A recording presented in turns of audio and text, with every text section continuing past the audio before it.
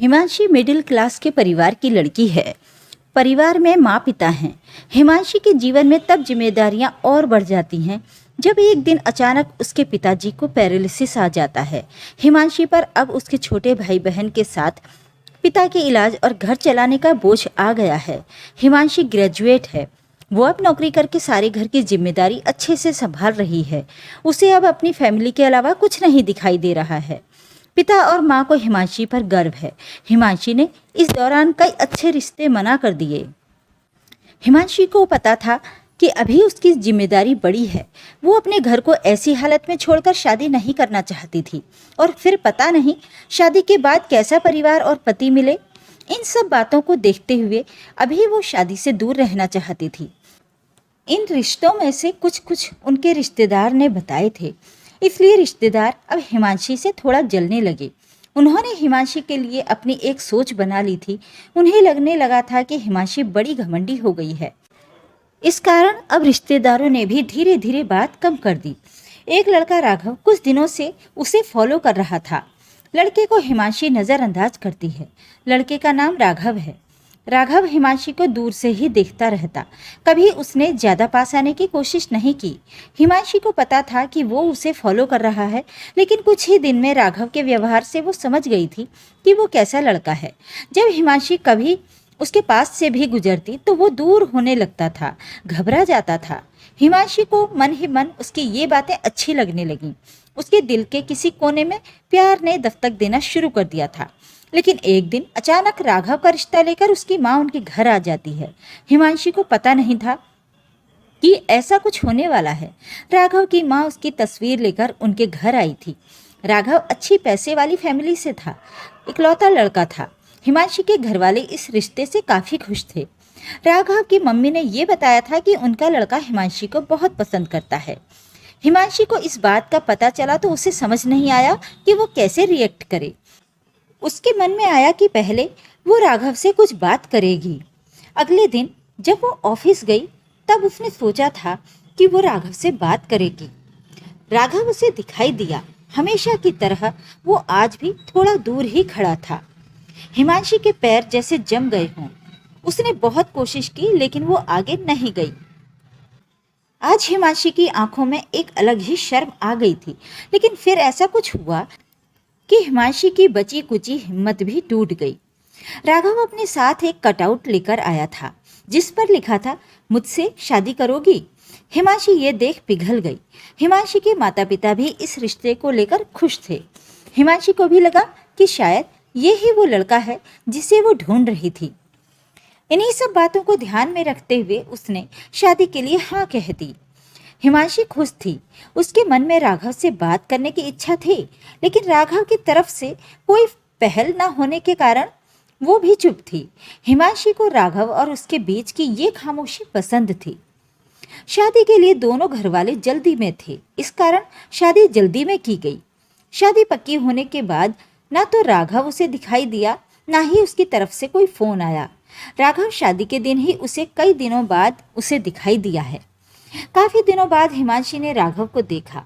हिमांशी के चेहरे पर एक अलग ही चमक थी। वहीं दूसरी ओर हिमांशी बहुत नर्वस लग रही थी। राघव की शादी उसकी मनपसंद लड़की से होने जा रही थी। उससे होने जा रही थी जिससे वो प्यार करता है। फिर भी उसके चेहरे पर खुशी नहीं है। हिमांशी को भी ये बात अजीब लगती है। उसको अंदेशा हो जाता है कि कुछ बात है, लेकिन अब बात सारी राघव से बात करने पर ही पता चलती। हिमांशी और राघव की शादी हो गई। अब घड़ी आ गई जब हिमांशी राघव से पहली बार बात करने वाली थी। सुहागरात की सेज पर वो बैठी है और बाहर से कई लोगों की आवाज़ें आ रही हैं। तभी वो बैठी बैठी सोचती है कि वो उन्हें आवाज़ से कैसे पहचानेगी, क्योंकि अभी तक उसने उनकी आवाज़ सुनी ही नहीं। फिर राघव कमरे में आता है। उसके चेहरे का रंग उड़ा हुआ था। हिमांशी एक नज़र उठाकर चुपके से उसे देखती है। वो भी बिस्तर के एक कोने पर बैठ जाता है। राघव को बैठे बैठे बहुत देर हो जाती है। हिमांशी को अजीब लगता है क्योंकि राघव ना कुछ बोलता है और ना ही उसके पास आता है। हिमांशी को लगता है कि उसे ही उनके बीच की इस खामोशी को तोड़ना होगा। फिर हिमांशी ही पहल करती है और कहती है, सुनिए, आप इतने नर्वस मत होइए, मुझे आप पसंद हैं। राघव उसकी ओर मुड़ता है। उसके चेहरे को देखकर हिमांशी को थोड़ी चिंता होती है, क्योंकि राघव के चेहरे पर एक अजीब सा डर था। हिमांशी उससे पूछती है, क्या हुआ, आप खुश तो हैं ना? राघव केवल गर्दन हिलाता है। हिमांशी बोलती है, मुझे आपसे बहुत बातें करनी थीं, लेकिन आपने पहल ही नहीं की। चलिए अब जी भर कर बातें करते हैं। राघव अभी भी चुप रहता है। हिमांशी फिर बोलती है, आप कुछ बोल क्यों नहीं रहे?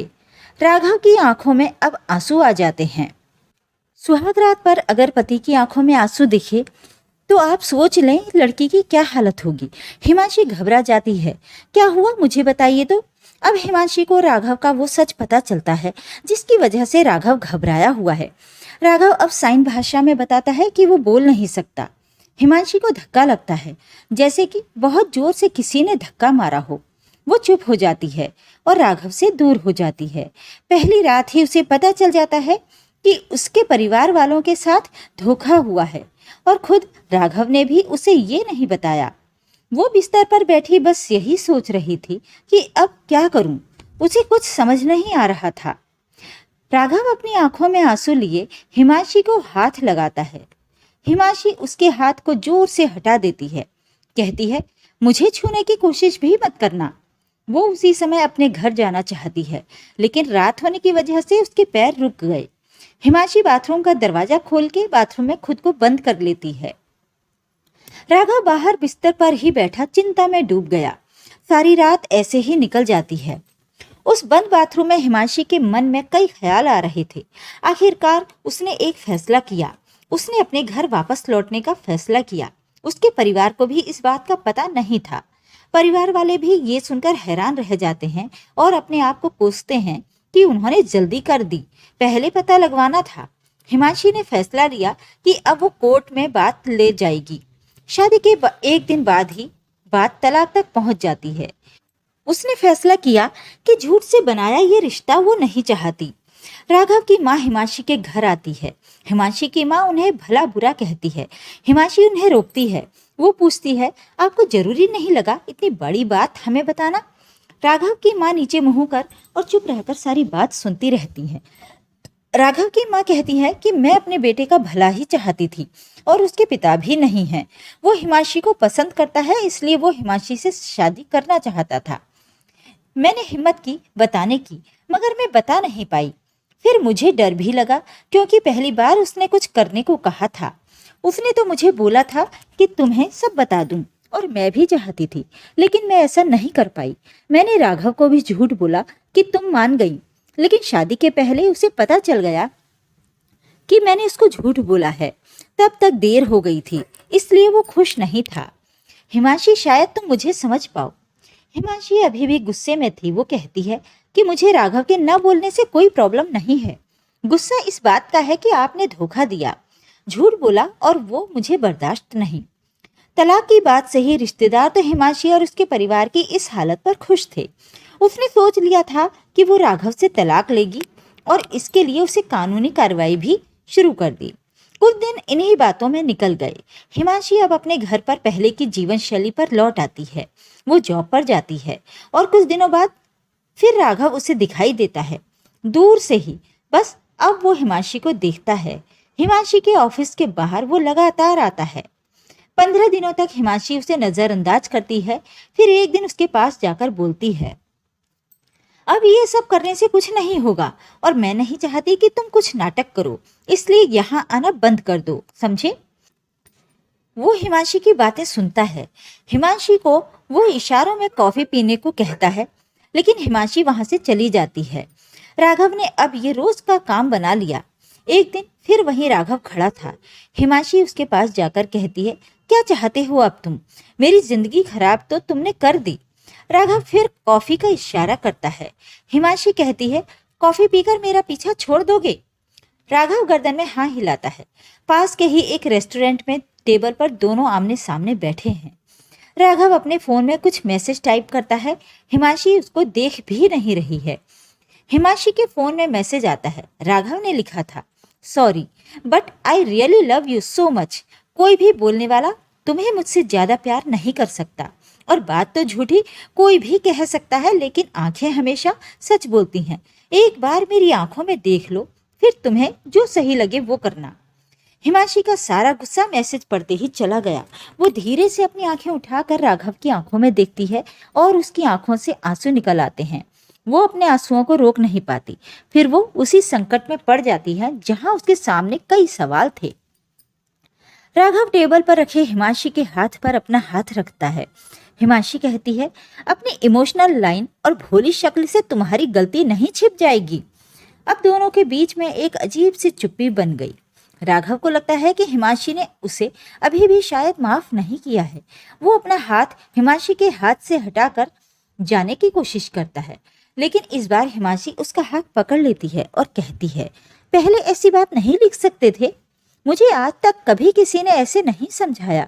वो खड़ी होती है और राघव से कहती है, चलो मेरा सामान वापस लाना है मेरे घर से, अब तुम ही उठाकर ले जाओगे। राघव उठकर हिमांशी को गले लगा लेता है।